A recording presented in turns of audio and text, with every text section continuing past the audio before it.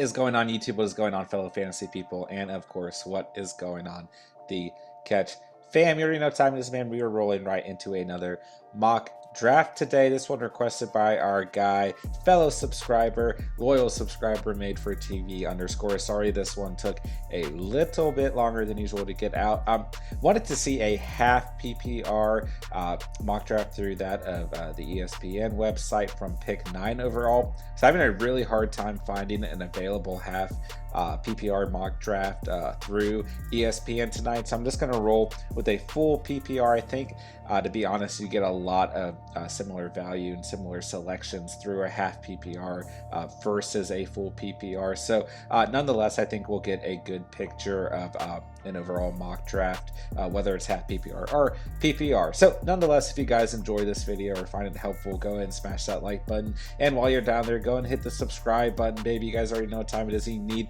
a little bit of the catch in your life day in and day out. We are going to be pumping out a ton of fantasy content as well as NFL updates and NFL debate throughout this regular season. So let's get it going, man. We've got 6 seconds until we draft. So with this 9th overall selection, we are going to be probably targeting a guy like Zeke or Nick Chubb or Aaron Jones. Through ESPN, you see Aaron Jones and Nick Chubb a little bit lower overall. So I think they're pretty good targets for that 9, 10, 11, and 12 kind of range. And nonetheless, with that 12th overall selection, we'll probably just turn around and go ahead and get another running back. You guys know that we remain pretty RB heavy overall here at the Catch, but we'll see who's available at that time, as we've seen really your big two off the board in that of Christian McCaffrey as well as Dalvin Cook. So let me see. I also have been having trouble trying to figure out how to see my future selections, but we should get a pretty valuable pick in the 3rd and 4th round and be able to build a pretty solid roster here. So looks like our 3rd overall selection is that of Saquon Barkley, and we will just keep on evaluating this 1st round as Devontae Adams goes 4th off of the board.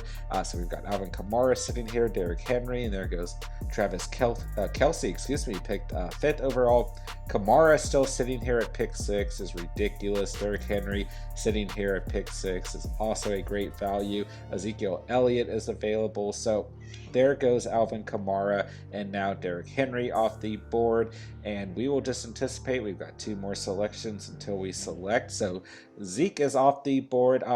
I don't want to hate on Jonathan Taylor whatsoever. I think he is going to have a phenomenal year, whether Carson Wentz is playing or not. But right now, I've got Aaron Jones ahead of Jonathan Taylor. And I think Aaron Jones is really going to benefit from being a part of that Green Bay Packers offense. I think Aaron Jones, very, very underrated, going to have a fantastic year. So with this 12th overall selection, looks like Nick Chubb has been taken off the board. So let's go ahead. I mean, I really like the value here of Austin Eckler, but you guys know that I really like Najee Harris here as well. A lot of good running backs, but you know what?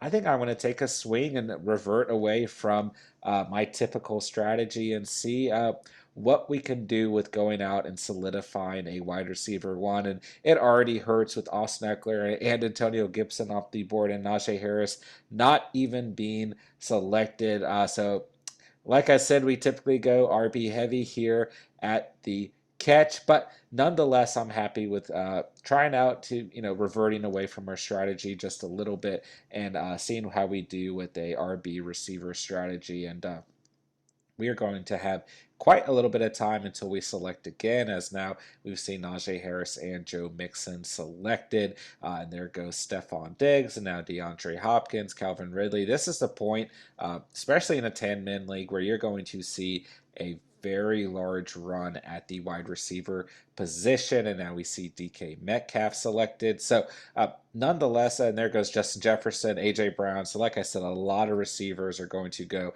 Clyde Edwards-Helaire is off the board. There's a lot of valuable tight ends and still a lot of valuable wide receivers left, but our top targets are James Robinson, baby, as well as David Montgomery. Man, it is time to stop hating on my guy James Robinson. He should be an absolute target. RB6 on average last year, if I'm not mistaken. It may have been RB9. I just got home from work, so I might be a little bit off my game here. But nonetheless, a top 10 running back last year. There's no reason we should just throw him in the dirt. I mean, you guys know that I was pretty high on James Robinson even before Travis Etienne got injured. I just think you can't ignore those stats from last year. I think he's going to have a great year. So, considering that our guy Buckus went out and got Jonathan Taylor and Nick Chubb, it's very possible that he is not going to be targeting any running backs here as we see Terry McLaurin and Keenan Allen off the board. So it's very possible that we could go out and get both James Robinson and David Montgomery here, which would make that selection of Tyreek Hill, look very smart, right? So I'm feeling pretty good right now. We'll see what happens. Certainly could be one of these two guys getting selected right now. George Kittle is sitting here looking like a very good value if one of these guys gets selected. But nonetheless, we'll just kind of have to watch this clock tick down until we kind of know what we're going to do next. And there goes James Robinson, man.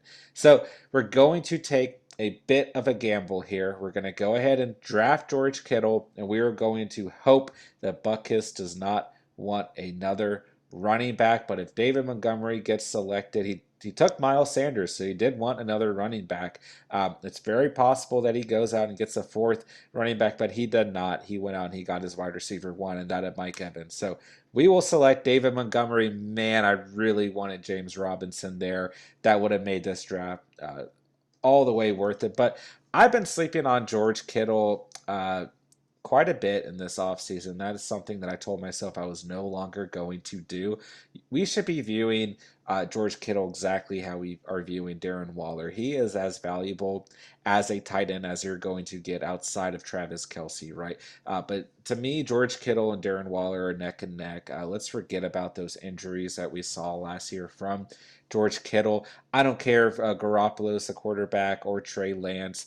George Kittle's going to eat, man, and he is as good as just about any tight end in the league. Now, you could certainly argue as good as any tight end in the league. So, Tyler Lockett off the board. We've got 13 more selections until we pick again. So, my top targets here are going to be definitely Josh Jacobs and Patrick Mahomes, but it is very likely that both of those guys go. If they do both go, then we'll probably, look at some other quarterbacks here. And then after we go out and we get a QB and another running back that we're confident in, we're just going to bounce around at the receiver and running back position until they are completely filled. So 8 more picks until we select again.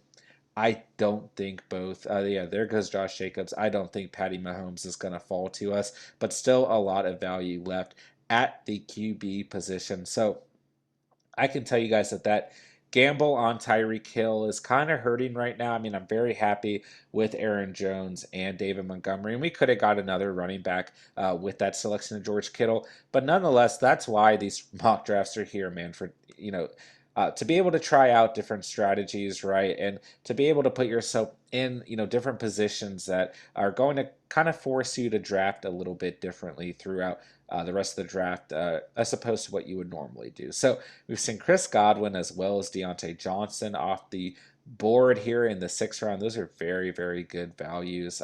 Julio Jones now off of the board. We might want to consider going out and getting a receiver here just because we're going to see a pretty significant drop off of value after these next couple of wide receivers are taken. But Patrick Mahomes still looking like the best value, the best overall selection available, especially considering that we have Tyreek Hill on this team. And just having that combination week in and week out is going to be absolutely filthy, going to put fear into your opponent every single week.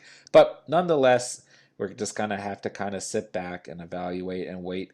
And there goes Patrick Mahomes. I had a bad feeling for all that talking I was doing that Patty Mahomes is going to get selected. But nonetheless, still a lot of good receivers on the board. So someone whose fantasy stock is definitely rising for me is that of Javonte Williams.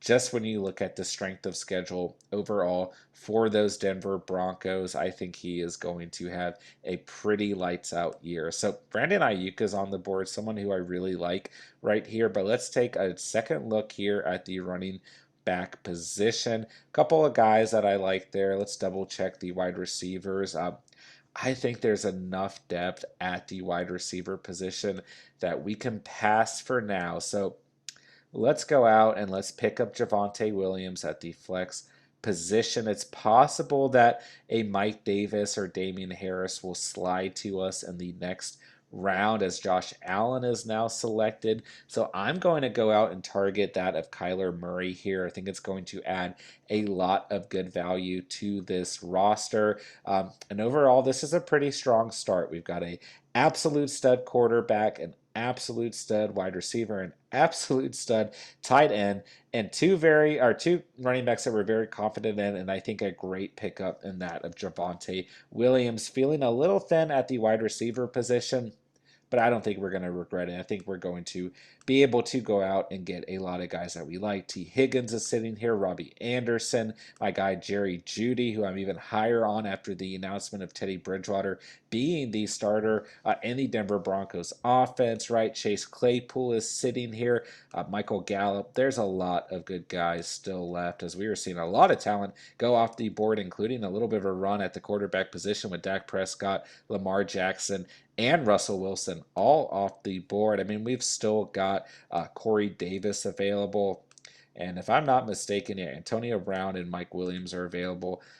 There's just no reason whatsoever to panic at the wide receiver position as we see Mike Davis off the board. So, guys, I'm going to be targeting here are definitely going to be that of Damian Harris and, of course, my guy Jerry Jeudy, who is still available. He's the top ranked player, so let's go out and pick him and make sure that no one else gets him. And I'm very, very confident in Jerry Jeudy being my wide receiver too, especially having such a powerhouse name like Tyreek Hill. But nonetheless, there's a couple options here. We could turn around and try and take Chase Claypool here, who just got selected, so never mind.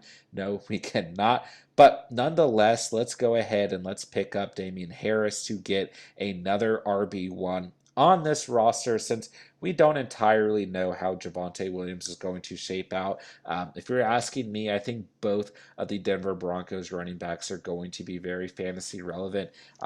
Basically, based off of their strength of schedule being so easy from a fantasy standpoint. So, seeing a lot of good talent off the board. Aaron Rodgers, Brandon Cooks, Justin Herbert, Will Fuller, Noah Fant, Tyler Boyd is just coming and going. A lot of skill position players going off the board. So my top targets here are going to be Corey Davis, Mike Williams, and Antonio Brown. But nonetheless, Raheem Mostert is available. Melvin Gordon the third, Jamal Williams, Michael Carter, Mike Gesicki, Robert Tanyan. I mean, there's a lot of good names.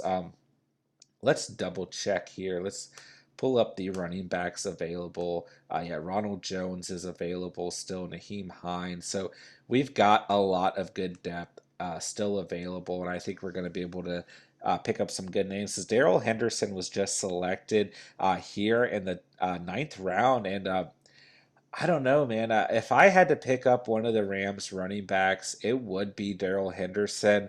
And I still think he's pretty fantasy relevant, even with the trade for Sony Michel. I wonder if we can figure out where Sony Michel is being listed currently.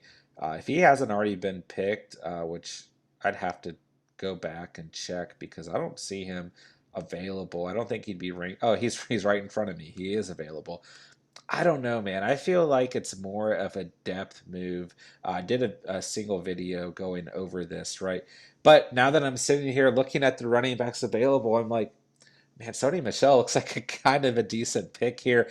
I don't know. I need some more time to kind of let that whole trade simmer. So let's just go out. Let's pick up Antonio Brown. Then we want to target that of Raheem Mostert with our next selection, just adding some depth at the RB and wide receiver position. I probably would have targeted Corey Davis over AB, but he did get selected there. So we'll see how this shakes out as Raheem Mostert is taken. I had a bad feeling that was going to happen.